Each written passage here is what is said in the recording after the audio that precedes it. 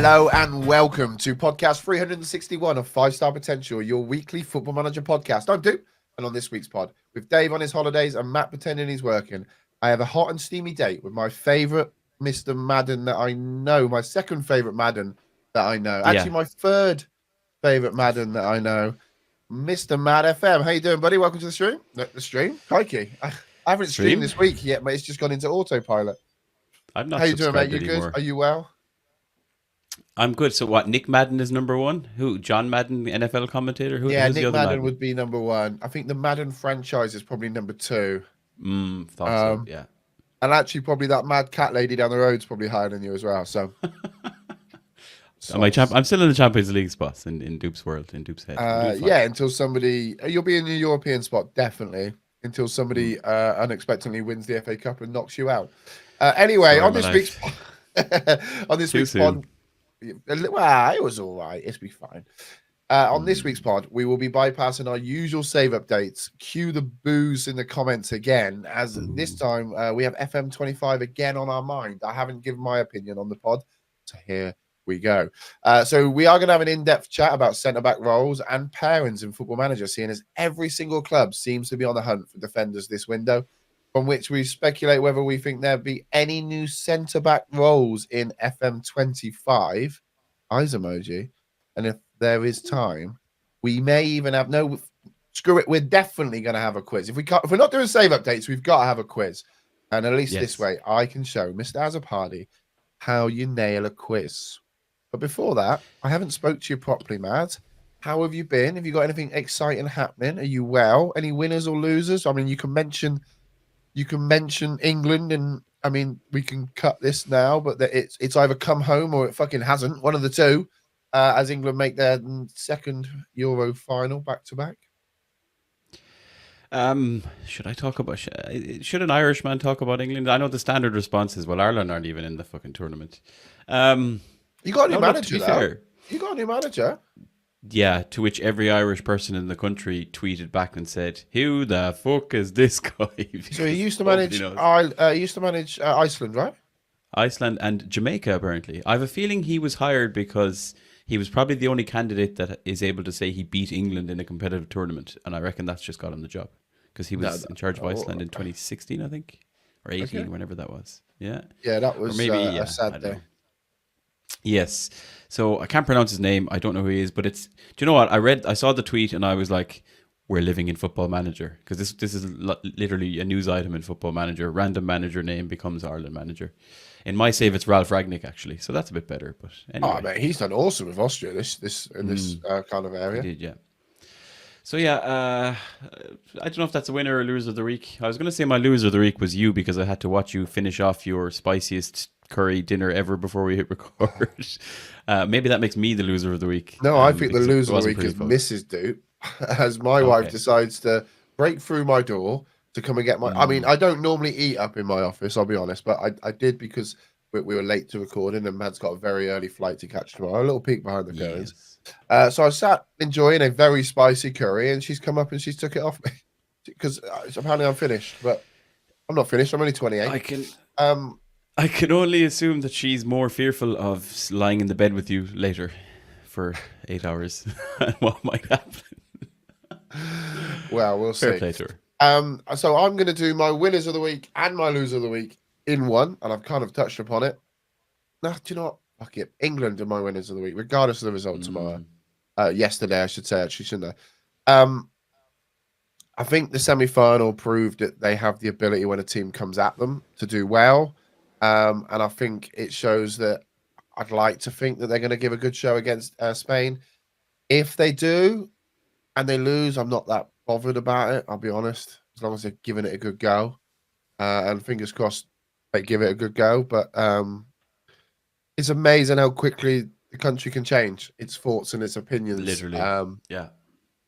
You know, we were touted. Everyone was on the team's back, the manager's back, and that does seem to have disappeared slightly at the moment. But we'll see. We'll see what happens.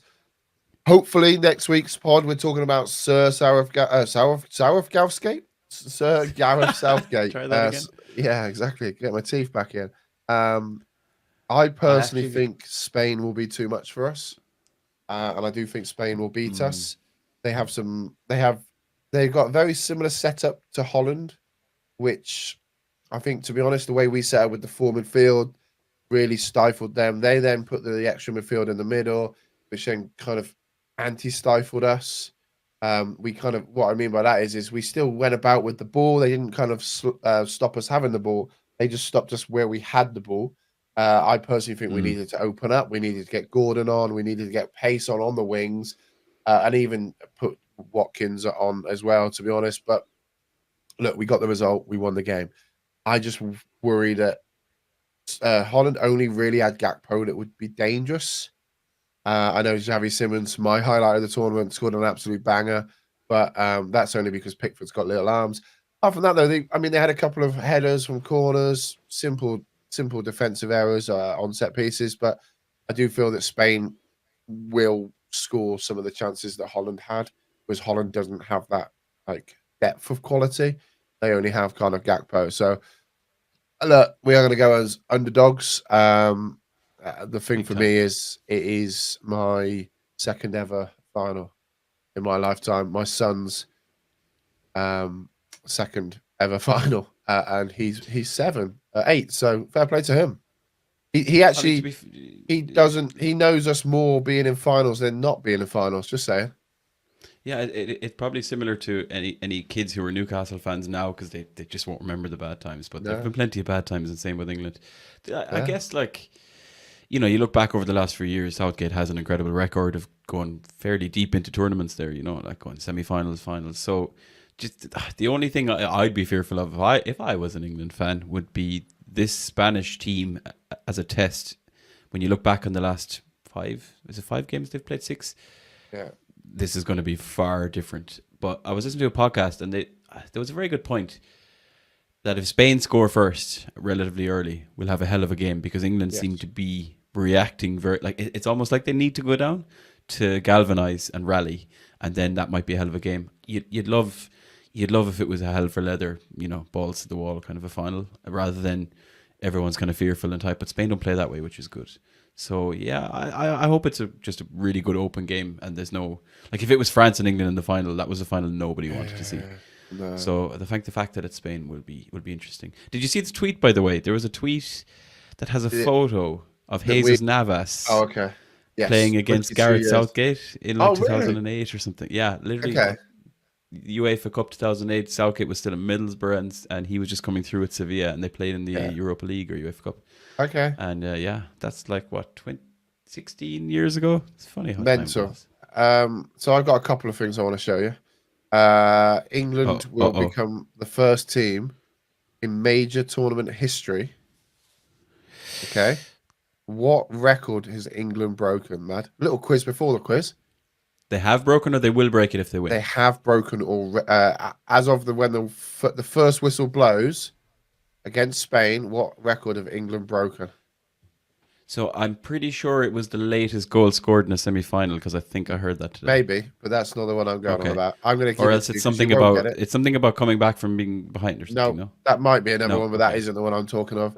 England will be the first team in major tournament history to play 5 nations, all beginning with the same letter: Serbia, Slovenia, Slovakia, Switzerland, and Spain. Oh, what a What? shit I mean, statistic! you'll never sing that. You'll never sing that. You'll never sing that. Well, Wow. look, Okay. the last time we played Spain in a relatively competitive game, it was in a Nations League. We beat them 3-2. We went 3-0 up with a Raheem Sterling brace and a Marcus Rashford goal. However, when you look at the team, we had Chilwell at left back, we had Eric Dyer and Kieran Trippier playing the wing backs. We also had Ross Barkley, Harry Winks, and Raheem Sterling playing. So, Oh my God! Wow. yeah, Chalobah come off Iconic. the bench. So it was interesting. But yeah, you never know. It's football, isn't it? You never know. So there we go. We've covered the Euros. And either tweet me, tell me it's coming home, or tweet me and laugh at me if you're not an English fan and we lost. Laugh at me. I do enjoy the Scottish banter. I've seen quite a bit of it on Twitter. But it's all good fun. I mean, at the end of the day, whatever happens, we've got to a final again. Like I'll be happy with that. I'd like us to go all the There way. was a good clip. Did you see the clip? There was like all of the Scotland and Ireland fans right now, and there was this guy on a balcony, and there's a Spain flag draped on his balcony, and he's wearing a Spain kit. A Holland flag and a Holland kit, and he walks up and he just pulls the Dutch flag away, and there's a Spanish one underneath, and then he takes off his Dutch kit, and there's a Spanish one underneath. It's pretty good. I think it's Paddy Power. Yeah.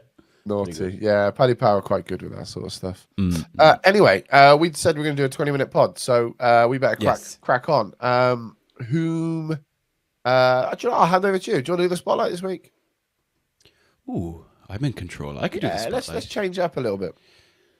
That's probably because that spicy food is just repeating on you, and you need a little break. But that's okay. I'll look after you. I'm going to burn a hole through the bottom of the chair at this rate. Yeah. So basically, looking at the transfer window, listen to podcasts, it seems like every club is chasing down centre backs, and obviously it just gets me thinking about FM every time you hear it. Man United apparently obviously chasing the hell out of Branthwaite, but they don't want to pay for him. I think De Ligt is apparently like going to be very, very close. Yeah, Arsenal close for Calafiori as well. They're all after centre backs. Yeah, we're actually after the Wonder Kid centre back. Let me see if you can get it, because Dave couldn't. I was going to start giving his dogs. His first name is the same as a FM content creator's dog. Euro. We're after him too. So that should. I mean, I don't understand what's going on. Well, I do understand. We've actually got footballing people in football instructions. But anyway, let's move on from that. We let's carry on with the centre back. Sorry, you're not the only team, right? Like Newcastle, we're like crying out for centre backs because we've got two of them out with ACL injuries until the end of like December or something. So apparently we're looking at Tomori and Malik Thiaw both at AC Milan, and Chelsea have about 8 centre backs. So all the centre back madness around the place, even topped by Max Kilman, 40 million. Dave will be devastated. That's really why he's not here. He's just weeping in the dark because they've lost a captain. But yeah, all about centre backs this transfer window. So I just started thinking about, I wonder will there be much changes with centre backs in FM25? And then I was also like, well, maybe we should have a chat about our own kind of favourite centre back pairings, you know, when you're putting two defenders together, talk about the attributes and stuff. And it'll be a mix of, you know, most of us probably use the standard, you know, 2 centre backs in a 4 defender system. But I know you've gone with 3 at the back on many occasions, probably a lot more than I have. So interesting chat before we then speculate, or what we might do. We could have a guess. Do you think there'll be any new centre back roles? And if there was, what would you put in there? But before we do that, what would your go-to role pairing be for the centre backs in see, this is tough. I'll be honest, I love a 3 at the back. I went through a stage like 17, 18, 19, 20. I mean, this is probably more than a stage, right? 17, 18, 19, 20, 21, 22. That's a saga. Yeah. So I think I went for a good 6-7 years of not playing wingers.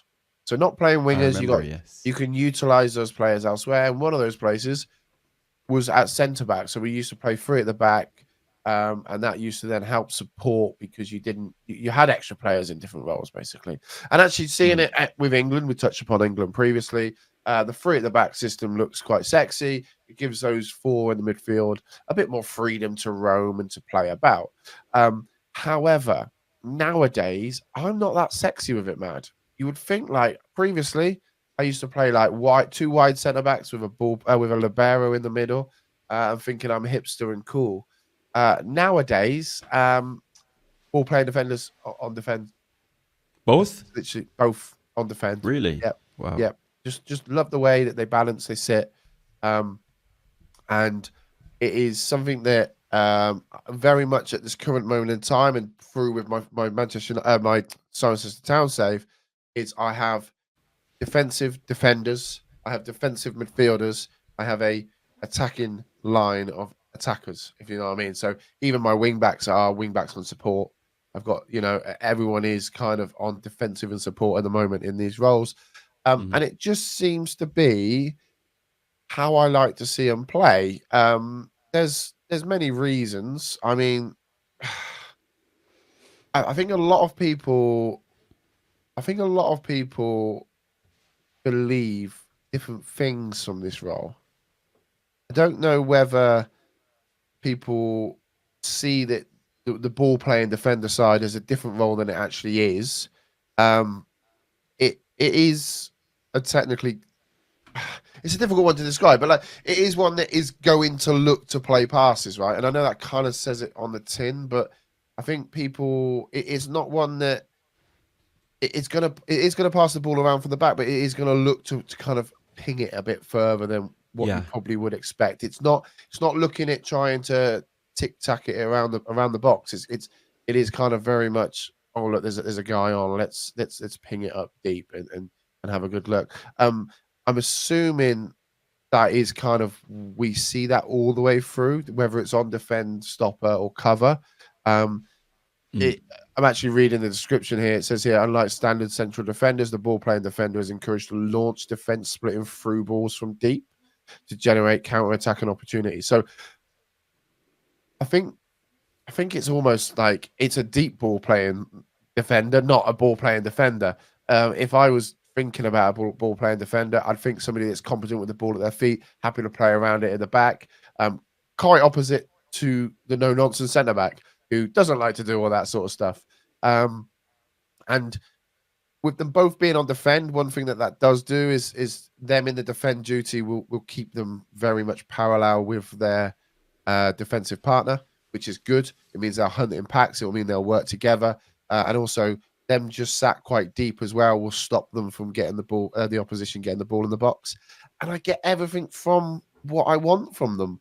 I do quite like the wide centre back, Mad. I think it's something that people should use more, really. And I think it's quite a relatively new role, isn't it? If I'd I say it's remember two or three, rightly. at least two versions, maybe three. Yeah, Possibly so like FM it's 22, 21 or 22, maybe. it's somebody that needs to be very mobile. It's somebody that's going to go to look to overlap and underlap to create some like really mental overloads in certain positions. But I think personally, just ball playing defenders on defend, you can't really go wrong with that, mate. What about you? What do you like? Before I go into mine, just one question on your ball playing Yeah, defenders, but like with both of them, and especially you're at, before you were Premier League yeah, elite Cirencester town. Like, yeah. did you not find you're giving the ball away a lot with both of them being on like inclined to look for long range passes or more direct passing? Do you know, just looking to ping a pass? Yeah, potentially, but I believe the risk was greater than the reward was greater than the risk. And Um, were you specifically targeting then like defenders who had like obviously the level you're at, the league you're at, yeah, dictates the attribute you're looking at, but you're always yeah. looking at the passing attribute and maybe the technique, right? Yeah, when I'm looking Okay. for my defenders, I'm looking for players that could play in DM roles as well, with that Okay. passing, with Okay. that creativity. Um, Mm. I'm very much a left on the left, right on the right. I know that sounds very simple and basic, but some people don't go down that route. I'm not looking at centre backs that can bring the ball out from the back. I'm looking for centre backs that can stop it, win the ball back, and get the ball out. And simple as that. Especially in the lower leagues, very much it's another creative outlook, and it's pinging the ball over the top to our pacey strikers at Mm. top. They don't have to be that technically gifted to be able to play this role. And what we found was a lot of humped balls forward, and then just happened to land in the right place, and off they go. And one thing I lived by was a pacey striker can make a shit ball look good. It's a bit Okay. like if a pacey player has a bad touch, well, that pacey player will make that bad touch look better because they can close that space down because of the bad touch quicker than someone that may be a little bit slower. Bad touch gets out of their feet; they haven't got the time to reassess, Mm. get the ball, And the get the other ball back. defenders in, yeah. Yeah. So I think yes, I agree what you're saying. We also played on a counter transition as well. So when we won the ball, we did look to try and seek to attack, and we still play that now. Something that I do very much switch off if I do find that it isn't working for me. One thing I will do is I switch that off and I'll sit. I maybe change some of the other the team instructions and kind of counter that. But I very, very, very, very rarely in a game change player roles. So Yeah. I wouldn't really look to do that. I kind of have the roles. I would probably change their PIs. And actually, the ball playing defenders have some interesting PIs. One that I do have is I have dribble less on. It's an option that you can hit. You can also hit shoot less often for a centre back. which is interesting, right? Very, Odd. very interesting. But yes, that's kind of my pair that I quite like, which is quite boring. I know. I'm not gonna lie. I wouldn't say it's boring. I mean, you're doing it with a very specific reason in mind. And you mentioned at the start, like I think there can be a tendency to think that a ball playing defender is not just someone who's pinging, looking for long range passes and has the ability to kind of ping balls over the top or across Yeah, field from like diagonal passes, but also like is confident on the ball, dribbling and playing the ball around short. I think they are very different things, and that yeah, it probably brings us to like how I think maybe the game could go. There are defenders out there that love the ball at their feet and want to carry it out. And I would think of those as like a progressive defender or a yeah. marauding defender. I'm not sure how you describe it. That doesn't No, mean that they're able to ping a pass 40 yards, to the left winger who's breaking down, or, breaking the line. So I think that's where there could be a bit more differentiation. The wide centre back may be a bit closer, but I feel like that is still a bit more geared to a back three yeah. in Oh terms no, of it how has that to be. Wait, works. wait, wait. Yeah. It has to be. Yeah. So wide centre back can't be played in a duo. Exactly. So you need But the I wide. think I think there is a distinction. I think there are centre backs who will drift. Like if we look at Calafiori in these Yes. Euros, right? If you watch any of the Italy games, he's playing as a centre back, but he spends a lot of time that word marauding, breaking forward, but actually out to the left. So I feel like maybe that needs to be looked at in terms of the marauding centre back, a bit of the wide centre back. But again, it's different from the ball playing defender because they're not inclined to ping those balls, but they will progress the ball forward, cover a few yards to actually get the ball up into midfield with a shortcut Yeah. pass, let's say.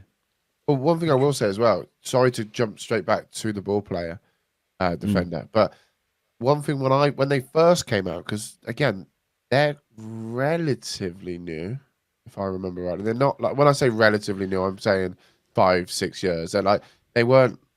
I don't think they were about when I first started creating content. When they came mm, out, or when I first came across them, put it that way, I read it as if okay, they're going to close people down quicker and they're going to stop people with the ball playing. That was the way I read into that role. And I was thinking, right, so what they're going to do is they're going to be that we need to get quick agility, strong, aggressive players, a bit like Lissandro Martinez, who is very much in your face. As soon as you've got the ball, he's there, bang, straight into you, right? And that's kind of the mm. way I read into it. And yes, that is something that they do. Um, and it does say that the main job of the ball playing defender is to stop opposing attackers from playing. But then obviously, like I said, it is that long ballness. Have you tried a libero before? Moving I swiftly on, tried. by the way. Yeah, I mean, I'm so old fashioned, right? Like I'm almost stuck on a standard back four with the two defender formation. And before I talk about the three defenders in the libero, I think I get stuck on that old concept of a dog and a cat, or cat and dog defense. Have you heard that kind of terminology? It's like you've got the dog centre back is kind of the no nonsense centre back. They're always dropping Yeah, back, they're covering, they're sweeping. Whereas the cat is the defender who may progress forward, get on the ball, get more involved. And I think I've never been able to like. I think Ferdinand and Vidic were this. To speak in Doop terminology, I think this is probably close to what Ferdinand and Vidic would have done, right? And that's why I would play one ball playing defender alongside a centre back on defend because I feel like that guy will cover if the other guy is caught or wandering or whatever. yeah. It's a little bit of an old school way of thinking about it, but that's who I am. I did try. I remember trying a libero because Curty used to speak about it so often on this pod one time that it actually inspired me to give it a go. But I think I did it at a slightly lower level. I don't think it was championship. I can't remember. It did not go well.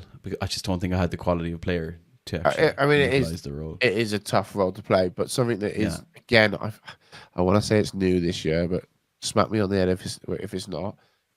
You don't have to play him in a back three anymore. You can actually play him in a duo, True. and you can Yeah, actually yeah, yeah. play dual liberos as well, which is, I mean, personally Chaos. asking for trouble. If you've never used a libero, go and read up on it and go and use it. Because they are interesting. You need to pair them well. You need to play a system well with them, but they are interesting. I used to play them in my total Dupe system, right? Very, Mm, very interesting. One thing that we've not mentioned with centre back partnerships is a role that isn't a centre back. Well, there's two roles that isn't a centre back, but kind of mm. makes players into centre backs. So, for example, the half back role Yes, true. is something that you can use in a in a defensive system. Who will drop and sit in between your two centre backs. So it again something that I always kind of look at when I try and explain stuff or talk about stuff in stream. Your tactics sheet that you see, that is what you look like in attack. Okay, that is how you set up when you're attacking. But when you defend, it's all down to the roles and the positions. And the halfback does sit back, drops deeper than into that free, and it would almost be a third centre back in a system of two. So there's one of the roles that can do it. There's another role as well, Mad. What's that I'm thinking of? Hardly the anchor, is it? It's not. No, I'm thinking of the inverted fullback, which again I believe come in Fair. Yeah, that's this new. year. Yeah. Who out and out on the bit of paper looks like a fullback that sits out wide, but a bit like the halfback who drops deep, the fullback would then cut in and actually, instead of getting up and in front of the centre backs, it would sit alongside the centre backs. So we talk about centre back partnerships. There are ways to create different sort of things. A bit like, again, not to touch upon England too much, Mad, but England, they obviously had at times it looked like they were playing 3 at the back, 4 at the back, 5 at the back. And that was ways that they could transition and they could get Kieran Trippier cutting in and they could get Luke Shaw sitting in and all this stuff. And there is creative ways that you can get about it. So in theory, you could play 5 at the back or 3 at the back, sorry, with 2 inverted fullbacks. So that adds up to 5 plus 2, maybe 3 halfbacks. You could have 8 centre backs, basically, Matt. That's basically Chelsea at the moment. But I did actually write a piece about the inverted fullback. Sorry? And I did actually write a piece about the inverted fullback for the byline, and I was testing it out with the Japanese team that that FM are affiliated with. It's the Yokohama Marinos. And again, I went into a team not knowing any of the players, but I actually had ran a few tests, ran a few simulations, played a couple of games, really trying to push that agenda. Yeah. So you had a quick kind of a shorter right back set up as a wing back, complete wing back. And I was literally watching it in game. I was actually slowing it down to 90 minutes just to see, and then I was pausing with the aerial camera. You could see that inverted fullback on the left, always dropping in to become a 3. So you're 100% right. And that stops you maybe from wasting a position on the field by playing 3 centre backs, because you can effectively do it. And like that, I think there'll be more development on that with FM25. So this is going to be quite difficult to describe to the viewers at home, or to the listeners at home, but bear with me. So imagine you've got a centre-back partnership, whatever roles you want. You've then got a inverted fullback on the left-hand side, and then you've got a complete fullback on attack on the right-hand side. When that one pushes up, you're then going to shift into a 3 at the back. That one's going to stay at home. A really good inverted fullback, in my mind, would be somebody like Dan Burn, would be somebody like Aaron Wan-Bissaka, yes, who would sit in and sit alongside where it almost lets the other guy attack. That then creates a 2v1 overload on the one side. It then means that it would be difficult for that team to mark and to challenge, and you'd still have that defensive kind of strength at the back while you're still trying to do different things at front. So there's multiple ways you can achieve centre backs, and I know we were talking about centre back pairings, and we've kind of used that word quite loosely. But Football Manager is always about playing it your way, how you want to play it. And a lot of people look at the way that I play Football Manager, and I play it strange. Like I said, I've played 3 up top, I've played 2 up top, I haven't actually played strikerless, but maybe we should.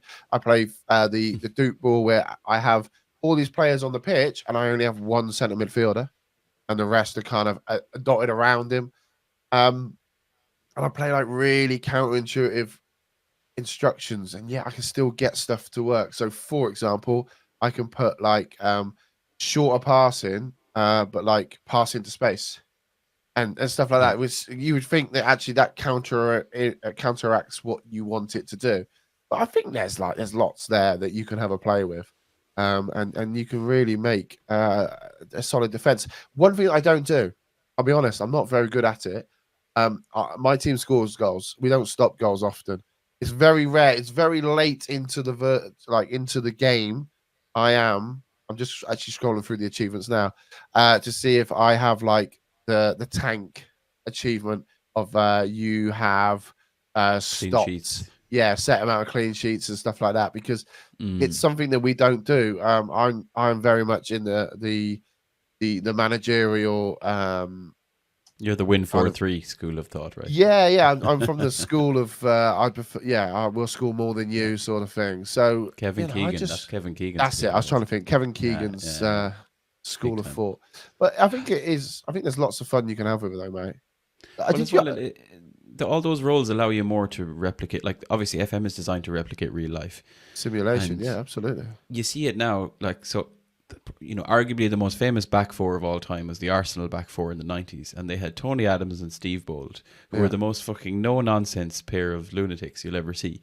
yeah, You'd never want them on the ball. You'd never really be looking for them to ping passes, but a centre back now is expected to do way more, like an insane amount more in terms of either that ball distribution, yeah. carrying the ball and progressive carries and all that, or drifting out wide, all that kind of stuff. So that's why the game is, I suppose, we have these other roles. You're designing the roles and the traits within your tactic to actually replicate that. And again, that's why it got me thinking. Even in the last year, a lot has evolved with centre backs and their effectiveness. Look at Gabriel and Saliba, and I think this guy Calafiori is doing things you haven't seen many centre backs doing. So that's what got me thinking: will there be any new roles, in terms of centre backs for FM25? Or here's one for you: would you create a role if you had the power, if you were miles for a day, as we used to say? I think for me, I think there's a hell of a lot more. I'm just going to carry on. I'll answer your question in a second, but I'm just going to carry on what Mm. you're saying. There's a hell of a lot more pressure and expectation from centre backs now. Like you referenced, these old, Steve Bruce, for example, these defenders that were just they're. I mean, it's very much the evolution of the goalkeeper as well, right? So people Yeah. used to be you could stop with the ball going in there. Here you go. Now they want to do how to ping a ball about. There's only 10 outfield positions that you can fill. Regardless how you line up, there's only 10 you need, and you need to have some people defending. You need to have some people attacking. I mean, that's basic. I mean, you should know that, right, Matt? You know that, right? But like, Wait, what? what's the expectation is now is that people don't want the managers and fans, and they don't want these roles being wasted now.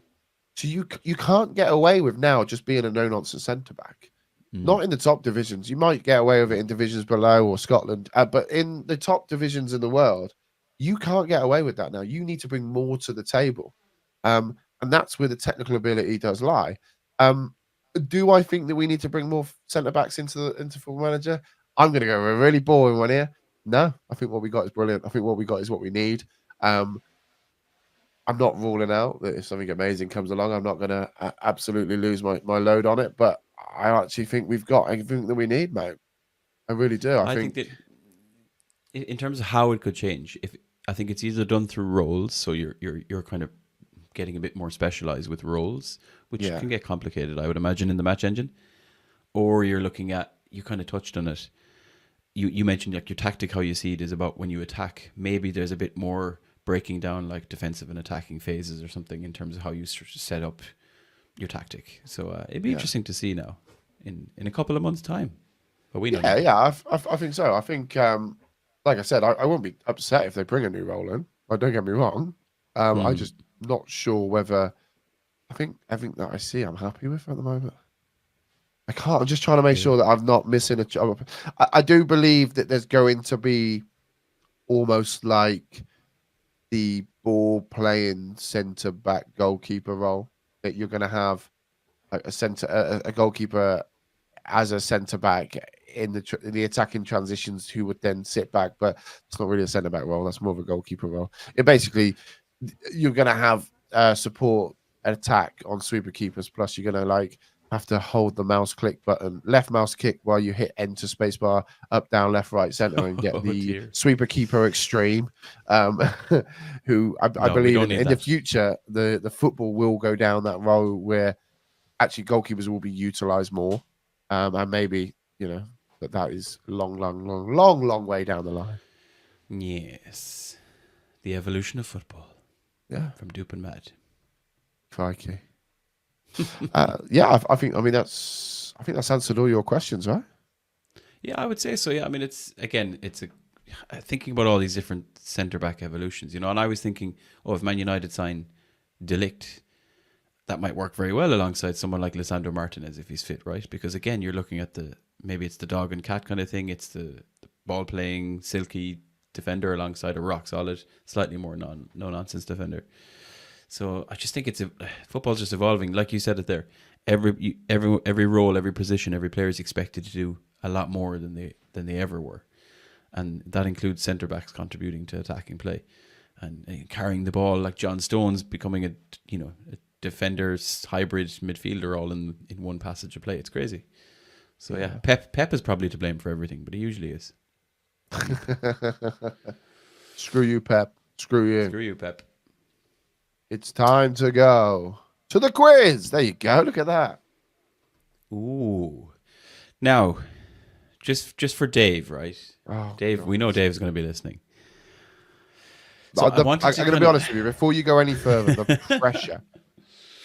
The pressure that you've brought on yourself by absolutely tearing him a new one for his disgraceful performance when it was just me and Dave.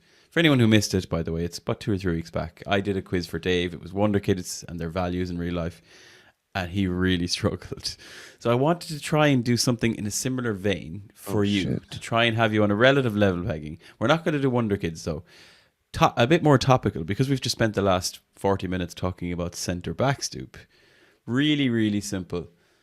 The top 10 centre backs in the world by value, according to Transfer Market. Okay, so no Wonder Kids. Just before we go any further, I want to make sure this isn't transfer value. This is what they are valued at. So it's not, Harry Maguire went for X amount. That doesn't mean he is one of the most, because he's the most expensive. We're talking most valuable. Yes. So if anyone hasn't ever seen Transfer Market, they assign a market value basically. Now mine is in euros because I'm here from Ireland, but that doesn't really matter. You're looking for the top 10 highest to lowest, right? Okay. And yeah, it would be interesting to see how you do and how Dave would do, but that's for another day. Okay. So I am going to go for, straight off the bat, we'll go English, and we'll go for Ruben Diaz. English? No, English Premier League is what I'm talking about. Sorry. I'm thinking of Premier League to start with. Ruben Diaz. He's got to be up there. Do you want to guess? He's on the list. Do you want to guess where he's on the list? So we're saying top 10. It's the top 10 I have in mind. I think he's my highest Premier League. I think there's a few other. I would say he's probably top 3. I can tell you he is. It's number 2 in front of me, but he's joined with number 1. So number 1 and number 2 have the same market value, and Ruben Diaz is down on my list as number 2, but of course he's joint top. Good shout, point on the board. Next. Okay, I'm going to stick with Premier League, but I'm trying to think who would be joint with him. We'll go for Gabriel Magalhaes. I can't do his surname. That's why I went is Gabriel. Correct. He is number 4 on my list. So he's correct. So just a quick context. In euros, Diaz, 80 million euros. Gabriel, 70 million euros. Market value. Again, euros, not pounds. But such is life. I'm going to go Dillet because he plays in the Premier League now. Congratulations on your move to Manchester United. It might be done by the time this pod comes live. Matthias de Ligt is at 65 million euros, number 6 on the list. 24, so by he's the way. 3 for 3. I mean? Like, he's only 24. People are talking about he's washed. He's only 24. 24. I'm going to go for an out there shout. I think that's most of the centre backs in the Premier League. I think there's one more, Tottenham, and I'm going to go for Van der Ven. I think because of his age, his potential, he's going to be valued highly. Mickey Van de Ven is 23, valued at 55 million euros. It's a bit low. Is number 10 on the list. Just in. Okay, we got there. 4 for 4. Okay. We talked about it earlier. Saliba. We haven't mentioned Saliba. He could be quite high. So I'll go for Saliba. William Saliba, also 23. Alongside Ruben Diaz, the 2 most high-valued centre-backs in the world. William Saliba, 80 million. Number 1 on my list as I read it. I would not have made him number 1. I think he's a good centre-back. I don't think I would have made him number 1. Okay. 5 for 5, Doop. Yeah, I'm struggling now. I'm gonna go for some football. I was gonna say some guys I know from Football Manager. The first one, I'm trying to think. Real Madrid. Who plays centre back for Real Madrid? Because obviously they're profitable. Mm, Militao? Militao, or does he play right back for them? No, Militao? Eder Militao, 26, valued at 60 million Oh, okay. euros. Okay, that's good. That's Puts him good. number 8 on the list. Another good Okay. shout. He's 6 for 6, folks. Yeah, I'm concerned now. Dave is concerned now. He's not happy listening to this. Oh, okay. So, do we think there's any more Premier League ones in there? There's going to be no United ones in there. No more Arsenal. We've got those. Chelsea? Who have Chelsea got? No. Oh, Liverpool. We've not done Van Dijk. He's old. I say he's old. Born the same year as me. I think he's 32, but he is like highly rated as one of the best centre backs. We'll go Van Dijk. Virgil van Dijk, age 33, according to Transfer Market, is valued at 30 million euros. Oh, wow. Okay. And is, surprisingly, Doop, number 61 on this list. What? Now, there's a lot of lads valued around 30. They're very rounded up numbers. Do you know what I mean? So he there's is a whole bunch. clearly washed. Okay. Okay. So Liverpool. I don't think. No, it's not going to be United. They're going to be Arsenal. We've done. So you have 1, 2, 3, Tottenham 4 more done. to get on this list. Okay. I'm going to go for. I'm trying to think of age. Because obviously they're going to have good value with age. So I'm going to go for Scalvini. Silva. Giorgio. I'm going to reel them off. Yeah, I'll reel them off. Scalvini, Silva, and Inacio. So, I'll reel them back. Okay.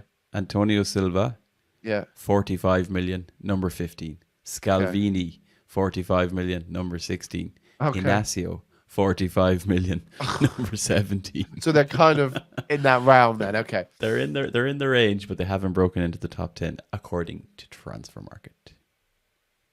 Lenny Yoro, as we mentioned earlier. Lenny Yoro, another wonder kid. 18 years old. Yeah. Valued at 50 million euros. He's number 11 on this list. So he's not in the top 10. Bastoni. Alessandro Bastoni. 25, Inter Milan. 70 million euros. Number 5 on this list. At the same value as Gabriel. For 70 million. So we've got 1, 2, 3, 4, You've 5, got 3 6. left. We've got the top 6 done. So we're talking about lower. You haven't got number 3. Values of number 1 and 2 were Saliba and Diaz. And how much were they? 1 and 2. They're both on 80, so let's call them 1 and 2. Okay, and there are 3 players on 70. 2 of them are Gabriel and Bastoni, and there's a third guy who's listed number 3 on my list for whatever reason.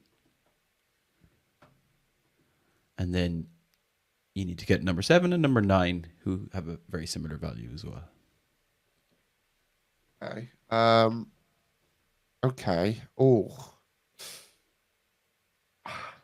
Okay. I'm struggling now. I can tell you. Yeah. You've got one. Ooh. Upamecano, 45 million euros is number 25 on this list. Yeah, even though he's only 25. Okay. Hang on, I've still got some more guesses in me, I'm sure. I'm sure we've still got... I mean, it's not going to be John Stones because he's too old. When was this last updated?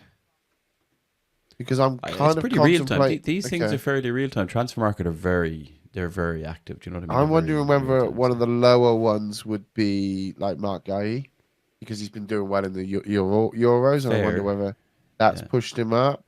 I'm just talking out loud here. I haven't actually give you a guess, Okay. by the way. I'm just thinking of people that it could potentially be. I'm thinking of young players that would be So I'm going to give you Badashili. three What about ages. I'm Badashili? going to give you three ages of these Oh, three okay. players. Oh, Jonathan Tah, 25, 25. 25, 27, 26. Okay, so we're not young.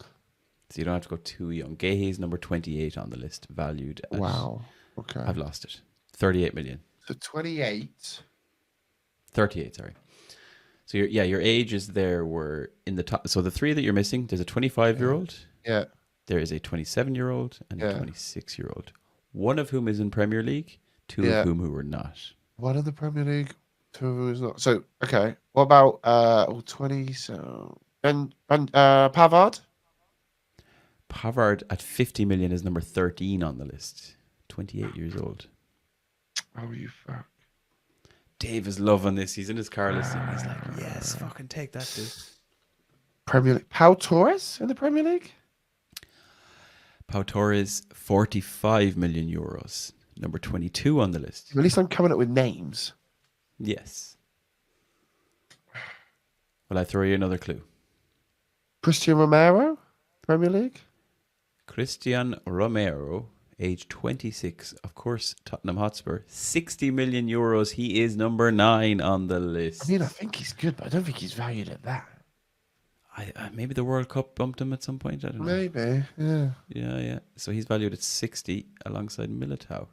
Now you're down to two who are both non-Premier League. You've got one La Liga and you've got one Serie A. Okay, AC Milan. Nobody rings a bell. Like, nobody jumps out at me. Inter Milan, we said Bastoni. We said Pavard. Pavard plays there. He does. Juve. Who plays centre back for Juventus? Oh, the Brazilian chap. Could he be good enough? Could it be magic? His name's not Magic, mate. I know that. Oh, what's his name? Bremer? Is it Bremer? The listeners were shouting it. Bremer, age 27. Yes, of course, Juventus, 60 million euros. Number 7 on this list. So now we're going La Liga. So you're down to one. The guy who's third on this list, La Liga. I've got a name in my head in La Liga for Barcelona, and I don't think it's him.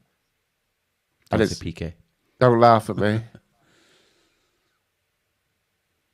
It's not Eric Garcia. No, it wouldn't be. That's a stupid shout.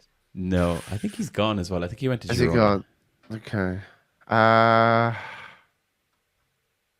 Oh, how old? 25 years Okay. old. It's not matey boy from Valencia.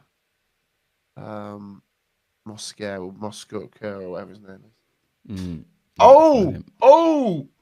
Oh. Oh! What's his name? Oh. What's his name, Mad? I know it. That's kind of what the quiz is all about, too. The Uruguayan chap. Is he Uruguayan? Shout it if you know it, listeners. We won't hear you, but anyway, you should be shouting it. Plays for Barca. Ah, I can't say his surname. Can't think of his surname. This is so bad. I reckon Dave even knows this. Yeah, but he would have got the others. Oh, what's his fucking name? I can picture the guy. I can see him. I can't because I got my eyes shut. If anyone can see me. I'm gonna have to. Oh, what is his name, Mad? I can picture him. I can tell you are correct, but you're It's not the because you haven't Barcelona got his guy. name. But you're on the right chap if you can get his name. From Uruguay. Close this out. He's got like the shitty bleach blonde hair.